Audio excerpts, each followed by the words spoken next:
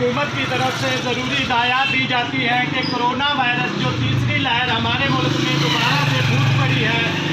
इस लहर से बचाव के लिए आप सबको चाहिए कि ज़्यादा से ज़्यादा मास्क का इस्तेमाल करें, हैंड सैनिटाइज़र इस्तेमाल करें। लोधरा पुलिस का कोरोना से मुतनब्बे करने का अनोखा अंदाज। कोरोना के बढ़ते हमले के पेश नज़र लोधरा में बावर्दी एहलकार स्कूल की घंटी बजा बजा कर गलियों बाजारों में लोगों को SOPs पर अमल दरामद करने का ऐलान करने लगे।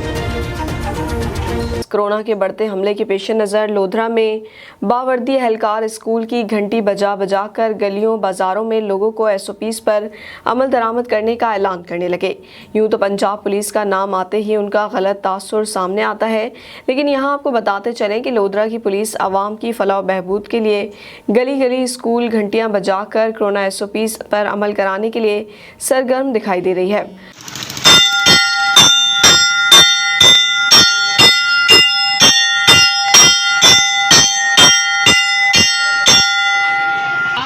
शहरियों को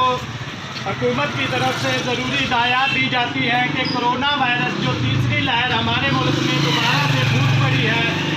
इस लहर से बचाव के लिए आप सबको चाहिए कि ज़्यादा से ज़्यादा मास्क का इस्तेमाल करें, हैंड सैनिटाइज़र इस्तेमाल करें।